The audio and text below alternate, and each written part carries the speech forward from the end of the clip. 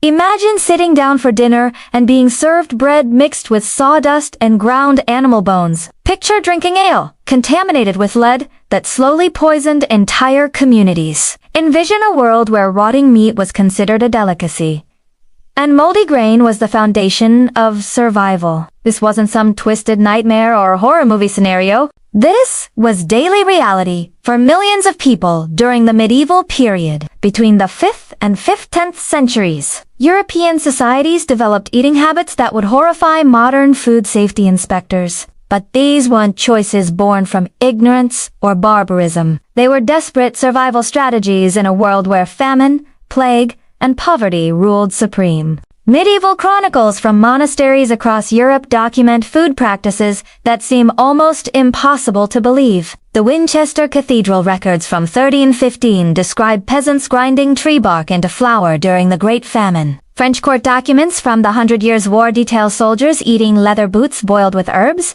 English parish records show communities consuming animals that had died from disease when livestock became scarce. These weren't isolated incidents of desperation. They were systematic adaptations to a harsh reality where the line between food and poison was dangerously thin. Archaeological evidence from medieval settlements reveals cooking pots containing traces of substances we would never consider edible today. Bone analysis of medieval skeletons shows clear signs of malnutrition and heavy metal poisoning from contaminated food sources. What drove entire civilizations to consume such horrifying substances? How did they survive eating things that would kill us within days? And most disturbing of all, some of these medieval food practices continued well into the Renaissance period. The story of medieval cuisine isn't just about what people ate. It's about human resilience in the face of unimaginable hardship. It's about the lengths our ancestors went to simply stay alive.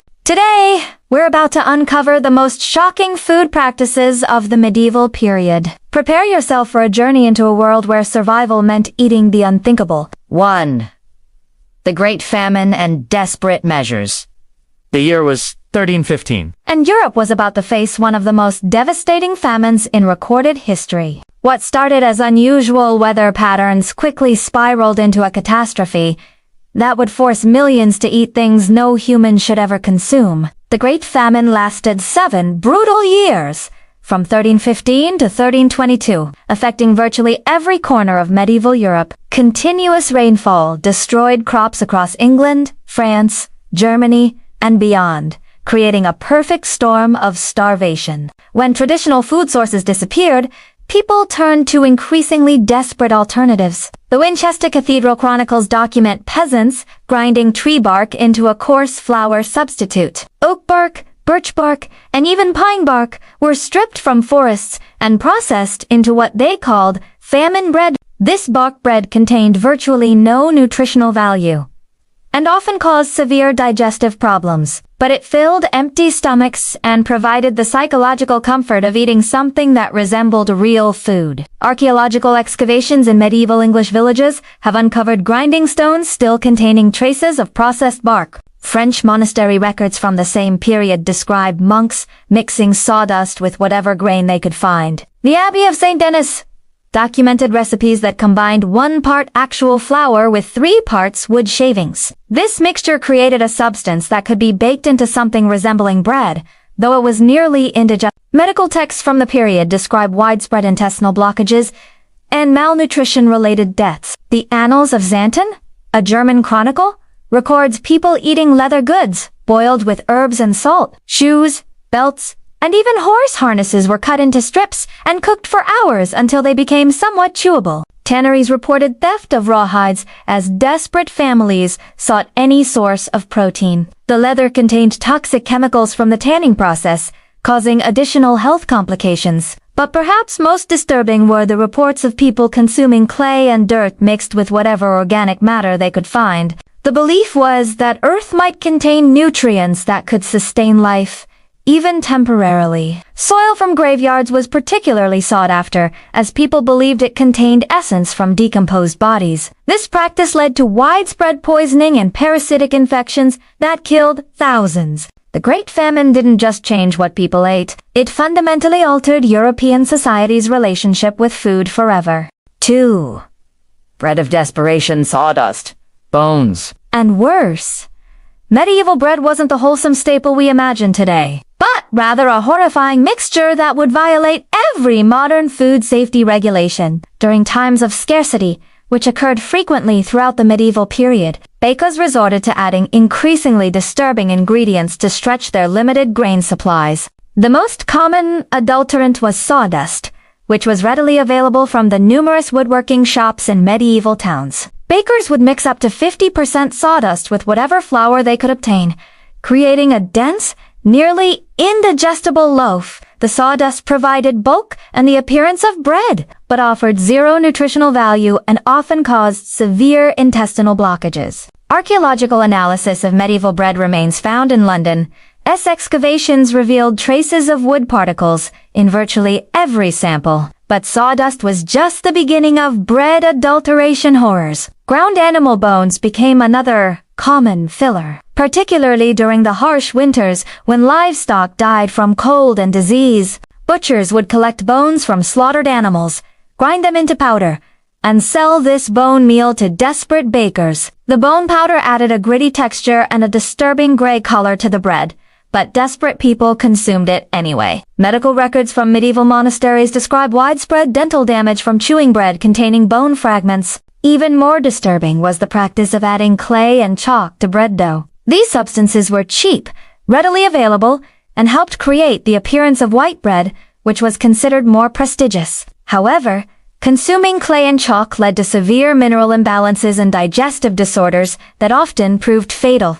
The guild records from medieval Paris document bakers being fined for adding excessive amounts of earth to their bread. During particularly desperate times, bakers would add ground acorns, which required extensive processing to remove their natural toxins. Improperly processed acorns contained tannins that caused severe stomach pain and could lead to kidney failure. Some bakers even resorted to adding ground insects and worms to their dough when protein sources became scarce. Beetle larvae and earthworms were dried, ground into powder, and mixed into bread as a protein supplement. While insects are actually nutritious, medieval processing methods often introduced harmful bacteria and parasites. The most shocking discovery came from analyzing bread found in a 14th century English castle. Scientists found traces of human hair, fingernails, and even small fragments of human bone in the bread samples. This suggests that during the most desperate times, bakers may have added whatever organic matter they could find, regardless of its origin. The psychological impact of eating such bread was devastating, with many medieval texts describing the shame and horror people felt consuming these mixtures. Yet survival instincts overrode disgust, and millions of medieval Europeans lived on this contaminated bread for generations. 3. When rats became delicacies. The horrifying meat alternatives. When traditional livestock became scarce during medieval famines and sieges, European communities turned to meat sources that would horrify modern diners. Rats weren't just tolerated as emergency food. They became prized delicacies in many medieval cities, especially during prolonged sieges. The Siege of Paris in 885 to 886 AD provides some of the most detailed accounts of rat consumption in medieval Europe. Frankish chronicles describe Parisians developing elaborate cooking methods for rats, treating them like miniature versions of more prestigious game. Rats were skinned, gutted, and roasted on spits, just like rabbits, with wealthy families paying premium prices for the largest specimens. The irony wasn't lost on medieval writers, who noted that creatures once considered vermin were now worth more than silver coins. Archaeological evidence from medieval London shows rat bones with clear butchering marks, indicating systematic processing for human consumption. But rats were just the beginning of medieval Europe's desperate protein sources. Cats and dogs regularly appeared on dinner tables during food shortages, despite religious prohibitions against eating certain animals. Medieval German texts describe roof rabbit, a euphemism for cat meat that made the practice seem more palatable. Dogs were particularly valued because they provided more meat per animal, and medieval butchers developed specific techniques for preparing canine flesh. The guild records from medieval Cologne document official prices for dog meat during the famine years of the 14th century. Even more disturbing was the consumption of carrion, animals that had died from disease or old age. When fresh meat became impossible to obtain, medieval communities would scavenge dead livestock and wild animals. These carcasses were often in various stages of decomposition, harboring dangerous bacteria and parasites. Medieval medical texts describe widespread food poisoning from consuming rotted meat. Yet people continued the practice out of desperation. The process of aging meat took on a sinister meaning during these times, as families would deliberately let meat rot to tenderize it. Crows, ravens, and other scavenging birds became common protein sources, despite their reputation as harbingers of death. Medieval cookbooks from the period include recipes for crow pie and raven stew, complete with instructions for removing the bitter taste. These birds often carried diseases from feeding on human corpses during plague outbreaks, creating a deadly cycle of contamination. Perhaps most shocking was the documented consumption of human flesh during the most extreme famines. The Chronicles of Fulcha describe instances of cannibalism during the First Crusade, when soldiers resorted to eating fallen comrades. Medieval siege accounts from various European cities contain references to people consuming the dead when all other food sources were exhausted. These weren't isolated incidents, but documented patterns that occurred repeatedly throughout medieval Europe. The psychological trauma of consuming such meat alternatives left lasting scars on medieval society, influencing religious practices and cultural taboos for centuries. 4. Poisonous brews. The deadly drinks of medieval Europe. Medieval beverages were often more dangerous than the contaminated food, containing toxins that slowly poisoned entire populations over generations. Water was rarely safe to drink in medieval cities, forcing people to rely on alcoholic beverages that carried their own deadly risks. Medieval ale and beer contained lead levels that would be considered lethal by modern standards, primarily from the brewing equipment and storage vessels. Pewter tankards and lead-lined brewing vats leached toxic metals into every batch of beer, creating a slow-acting poison that accumulated in drinkers' bodies. Archaeological analysis of medieval skeletons shows lead concentrations up to 50 times higher than safe levels, indicating chronic heavy metal poisoning. The symptoms of lead poisoning, including mental deterioration, kidney failure, and reproductive problems, were so common they were considered normal aspects of aging. Medieval medical texts describe brewer's palsy, a condition we now know was lead poisoning from contaminated alcohol. But lead wasn't the only toxic element in medieval drinks. Wine production involved practices that would horrify modern vintners, including the use of lead acetate as a sweetening agent. This compound, known as sugar of lead, was deliberately added to wine to mask the sour taste of spoiled grapes. Roman and medieval winemakers discovered that lead acetate created an appealing sweet flavor, not realizing they were creating a deadly poison. Wealthy nobles who could afford the sweetest wines were actually consuming the most toxic beverages, leading to higher rates of mental illness among the aristocracy. Medieval brewing also involved the use of toxic herbs and plants that were believed to have medicinal properties. Henbane, a highly poisonous plant, was commonly added to ale for its supposed ability to induce euphoria and reduce pain. Brewers would add deadly nightshade ergotine-fected grains and other hallucinogenic substances to their beverages. These additions created drinks that were essentially psychoactive drugs, causing widespread mental health problems in medieval populations. The ergot fungus, which grew on rye and other grains, was particularly devastating when it contaminated brewing supplies. Ergot poisoning caused convulsions, hallucinations, and gangrene, leading to mass outbreaks of what medieval people called St. Anthony's fire. Entire villages would experience collective madness after consuming ergot-contaminated beer, with symptoms ranging from violent behavior to religious visions. Medieval monasteries, which were major beer producers, unknowingly poisoned thousands of pilgrims and local residents with their contaminated brews. The practice of adding honey to fermented beverages introduced another layer of toxicity, as medieval beekeepers often used lead-based materials in their hives. Mead, considered a drink of the gods, frequently contained dangerous levels of lead and other contaminants from improper honey processing. Even water, when it was consumed, came from wells contaminated with human waste, animal carcasses, and industrial runoff from tanning and metalworking operations. Medieval cities had no concept of water treatment, and drinking water often contained deadly bacteria, parasites, and chemical pollutants. The irony was that people avoided water because they knew it was dangerous, only to consume alcoholic beverages that were equally toxic in different ways. This created a population that was perpetually under the influence of various toxins, affecting everything from decision-making to reproductive health across medieval Europe. 5 rotting delicacies. The medieval obsession with decomposed food.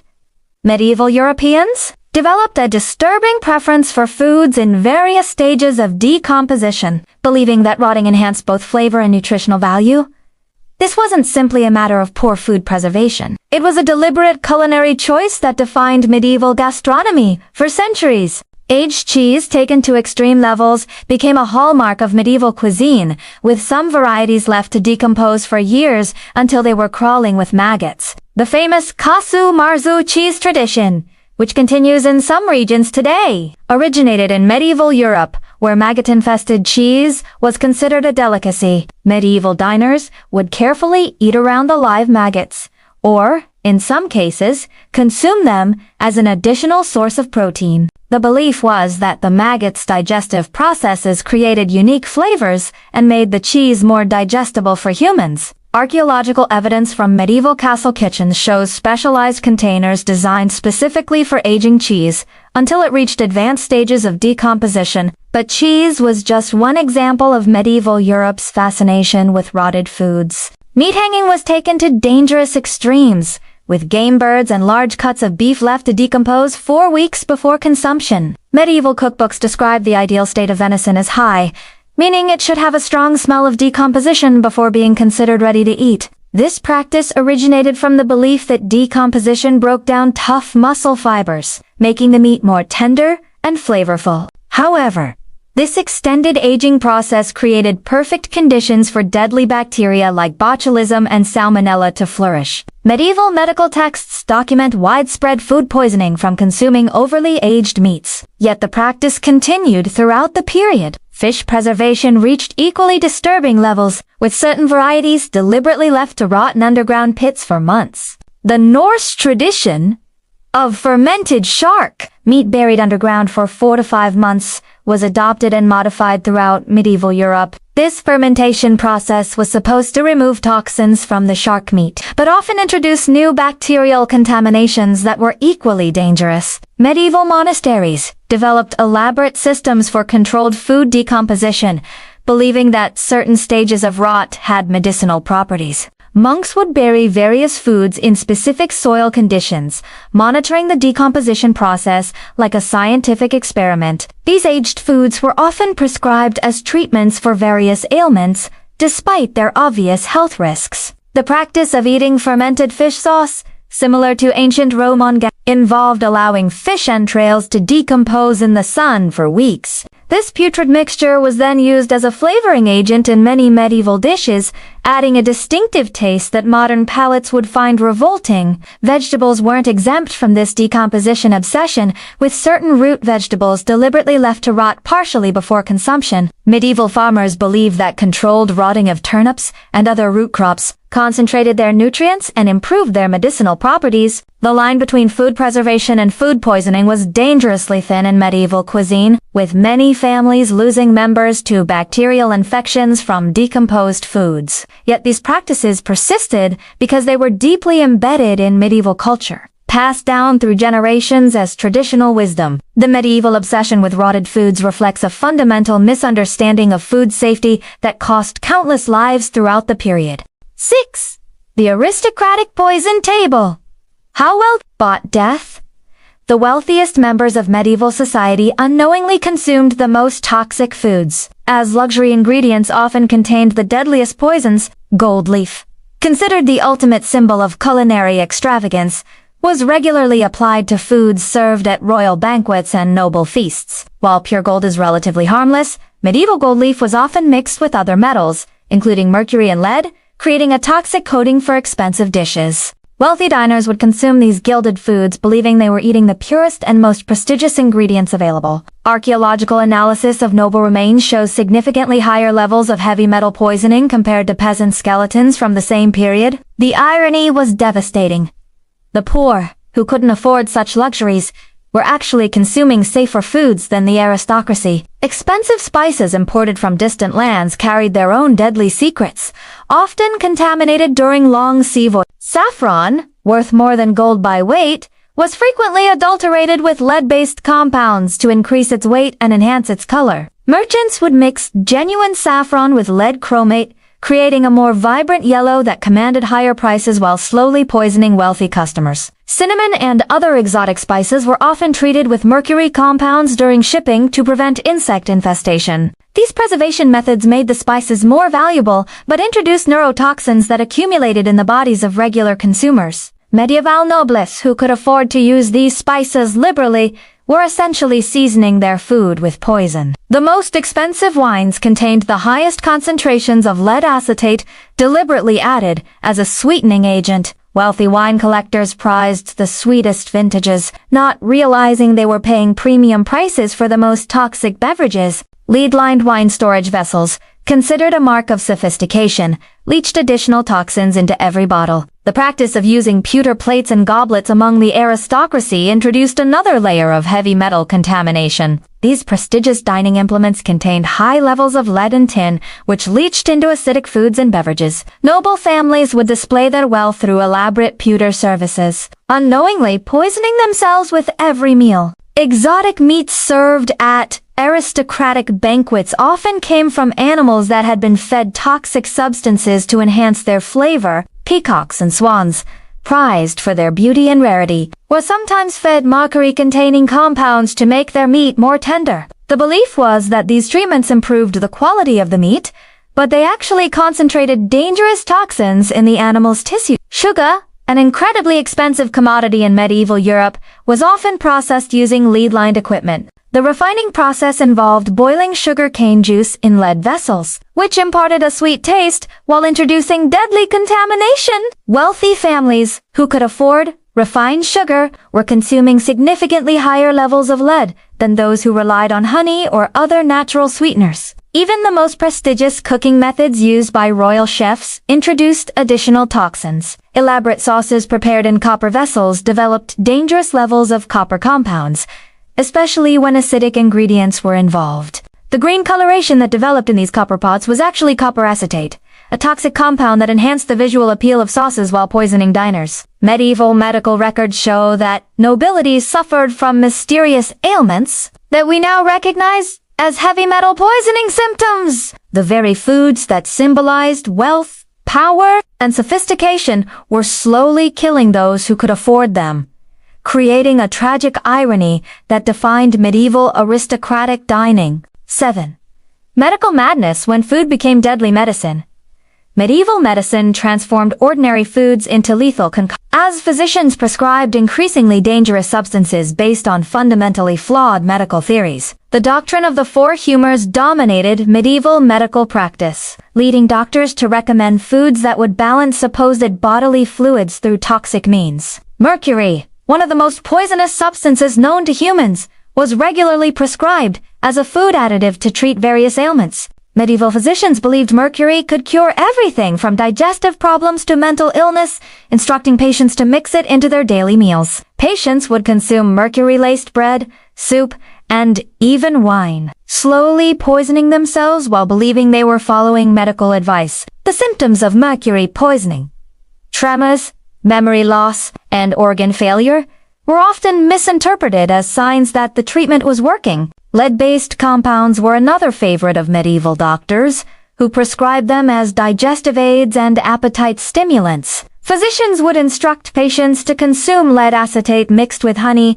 creating a sweet poison that appealed to children and adults alike. The practice of adding powdered lead to food was so common that many medieval medical texts include specific recipes for lead-enhanced meals. Arsenic, now known as one of history's most notorious poisons, was prescribed as a tonic to improve complexion and boost energy levels. Medieval beauty treatments involved consuming small amounts of arsenic daily, believing it would create a pale, aristocratic appearance. Women of noble birth would follow arsenic-based diets for months, gradually building up toxic levels that caused organ damage and premature death. The medical establishment promoted these practices through prestigious universities and royal courts, lending scientific credibility to deadly treatments. Antimony, a toxic metal, was fashioned into cups and goblets, specifically designed for medical purposes. Patients were instructed to drink wine from antimony vessels,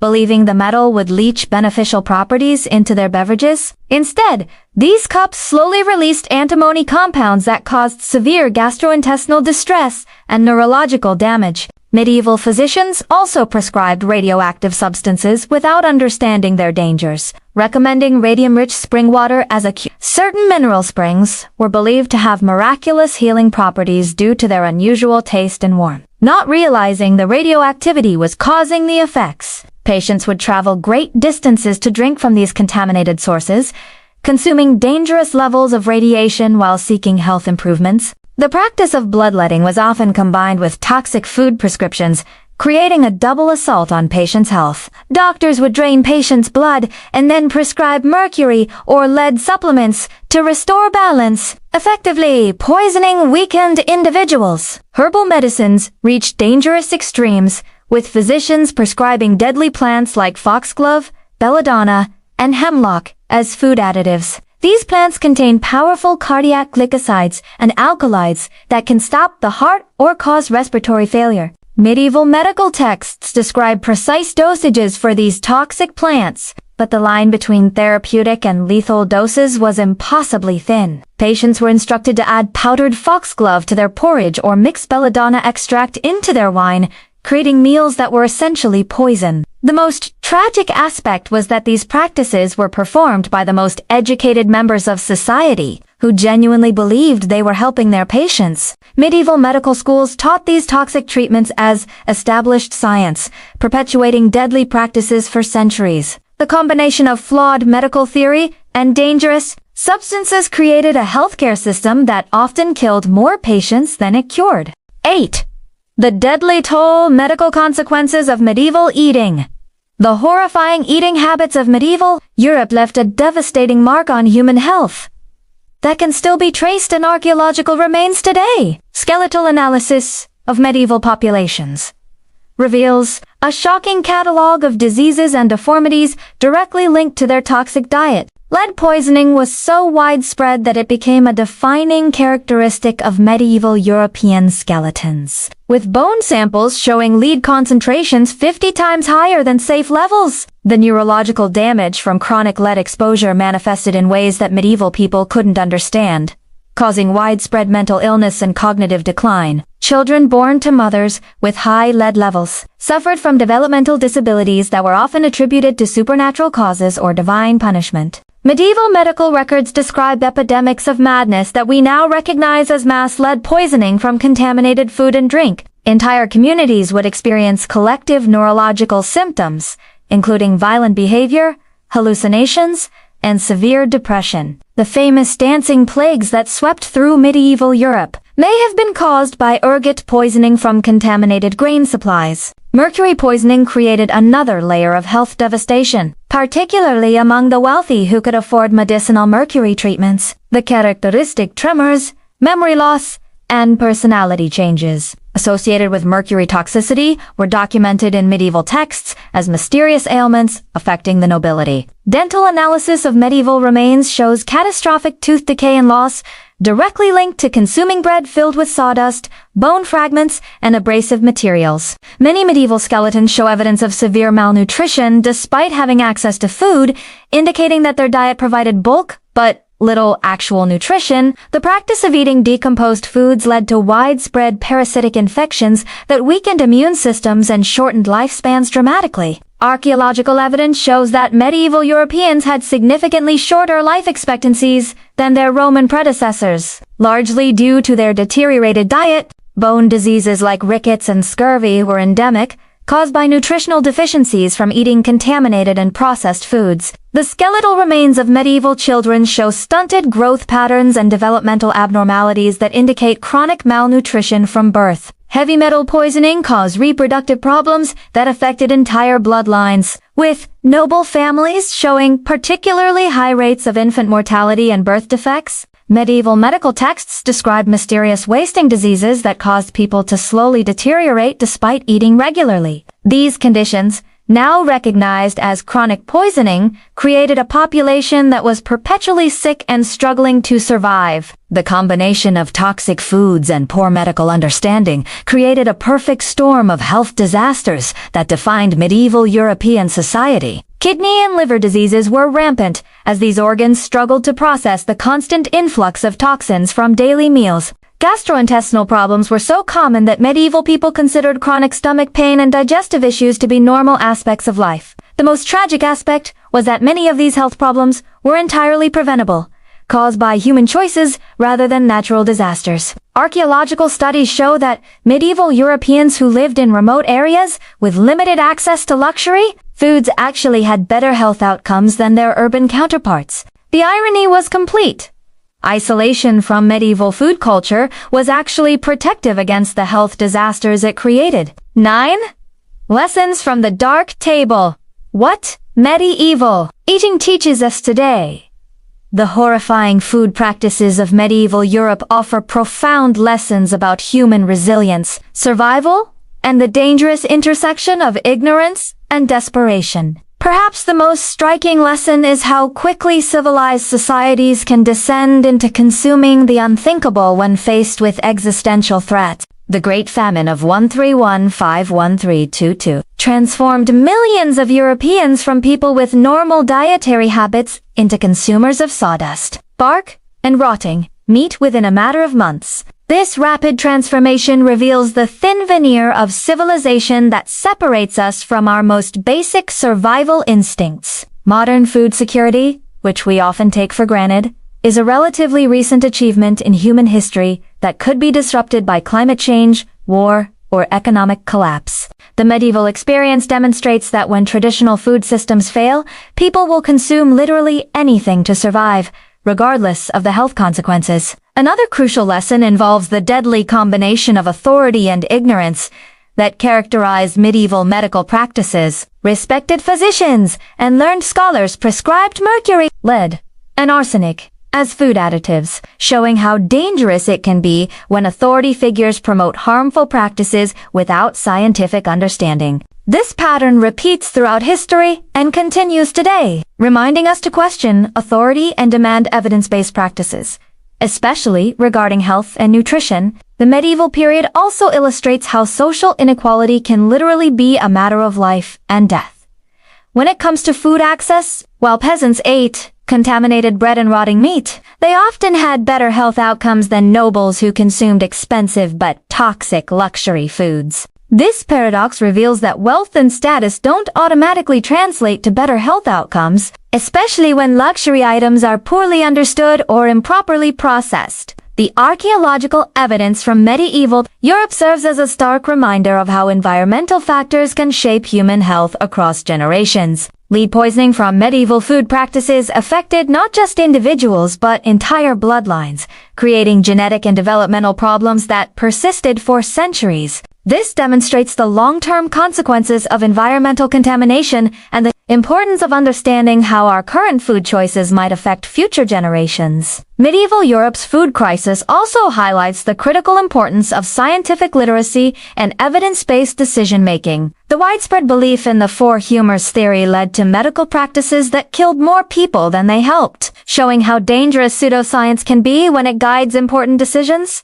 Today's debates about food safety, nutrition, and environmental impact require the same critical thinking that medieval people lacked. Perhaps most importantly, the medieval experience teaches us about the incredible adaptability and resilience of human beings. Despite consuming foods that would kill modern people within days, medieval Europeans survived for generations, developing some tolerance to toxins that would be immediately fatal to us. This adaptability came at an enormous cost in terms of health, lifespan, and quality of life. But it demonstrates the remarkable capacity of humans to endure even the most adverse conditions. The story of medieval eating practices ultimately serves as both a warning and an inspiration. It warns us about the consequences of ignorance, desperation, and the breakdown of food systems. But it also inspires us with examples of human determination and the lengths people will go to preserve life and community. As we face modern challenges like climate change, food insecurity, and environmental contamination, the medieval experience reminds us that survival is possible even under the most horrific circumstances. The key is learning from history to make better choices and avoid repeating the deadly mistakes of our ancestors. Closing. As we close this disturbing journey through medieval Europe's dining tables, we're left with a sobering reminder of how far humanity has come in understanding food safety and nutrition. The horrifying meals we've explored weren't the products of primitive minds, but desperate responses to impossible circumstances. Every piece of sawdust bread, every cup of lead-poisoned wine, every bite of rotting meat represents a human being fighting to survive another day. These weren't choices made in ignorance, but calculated risks taken by people who understood that eating poison slowly was better than starving quickly. The archaeological evidence speaks volumes about the price our ancestors paid for survival. Skeletons riddled with heavy metal poisoning, teeth destroyed by abrasive foods, and bones showing signs of chronic malnutrition tell the story of a civilization that endured the unthinkable. Yet somehow, through centuries of consuming the most toxic substances imaginable,